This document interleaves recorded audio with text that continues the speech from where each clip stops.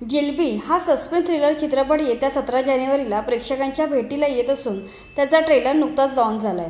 स्वप्नील जोशी, प्रसाद okay, Shivani Surve आणि पर्ण पेठे अशी तगडी स्टारकास्ट असलेला हा ट्रेलर आम्हाला कसा वाटला ते या व्हिडिओद्वारे आम्ही सांगणार आहोत। चला तर ट्रेलरचा रिव्ह्यू सुरू करूया।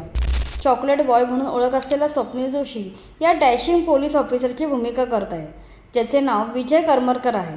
एका हाय प्रोफाईल मर्डर केसचा गुंता सोडवायचे काम त्याच्याकडे आले आहे।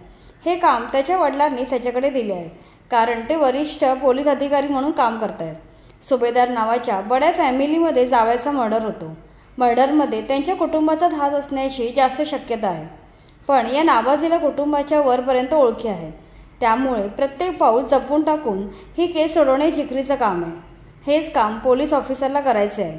या सुभेदार फॅमिलीचा प्रमुख सौरव सुभेदार या बड्या बिझनेसमॅनची भूमिका प्रसाद ओक साकारतोय।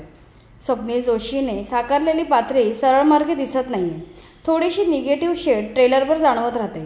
एकूणच ट्रेलरमध्ये येणारी सर्व पात्रे एकमेकावर कुरघोड्या करणारी आहेत, जिलेबीसारखी गुंतलेली आणि वळणावळणाची आहेत, आणि सिनेमाची कथाही सरळ मार्गी नसून ट्विस्ट अँड टर्नने भरलेली आहे। त्यामुळे सिनेमाला जिलेबी हे समर्पक नाव दिले आहे। वाळवीनंतर शिवानी सुर्वेने इथेही चांगलं काम केलंय। पोलिसांच्या धमक्यांना न घाबरणारी, थोडीशी निगेटिव्ह शेड असलेली निर्भीड बाई तिने चांगली उभी केली आहे।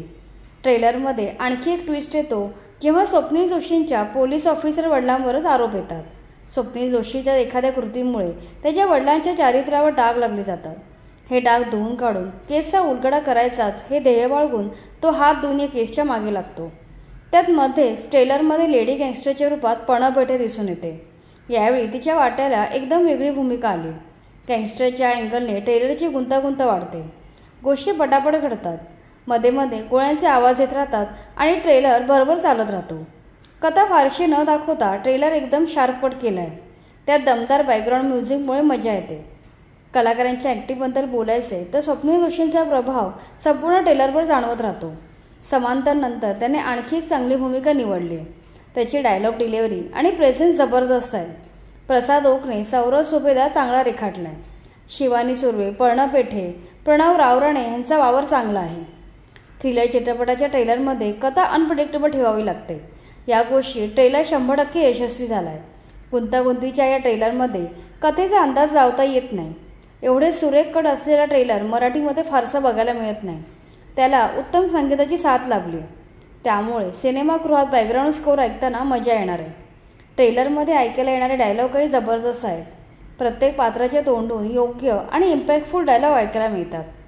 एकूणच जिलेबी सिनेमाचा ट्रेलर उत्तम जमवून आलाय, त्यामुळे ट्रेलरने वाढवलेली ही गुंतागुंत सोडवण्यासाठी 17 जानेवारीला सिनेमा थिएटरमध्ये बघायला जावं लागेल।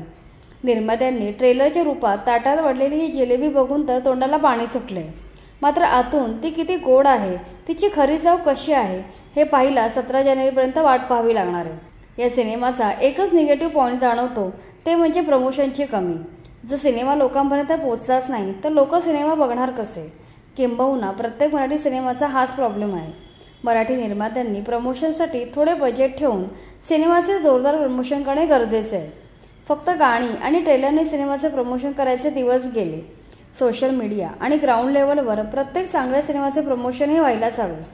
बाकी एकूण पाहता ही जिलेबी थिएटरमध्ये जाऊन ताव मारून खावी अशीच आहे। तर हा होता जिलेबी सिनेमाच्या ट्रेलरचा रिव्ह्यू। हा ट्रेलर कसा वाटला ते कमेंटमध्ये नक्की सांगा, आणि अशाच मराठी सिनेमाविषयी इन्फॉर्मेटिव्ह माहितीसाठी आमच्या चॅनलला सबस्क्राईब करा।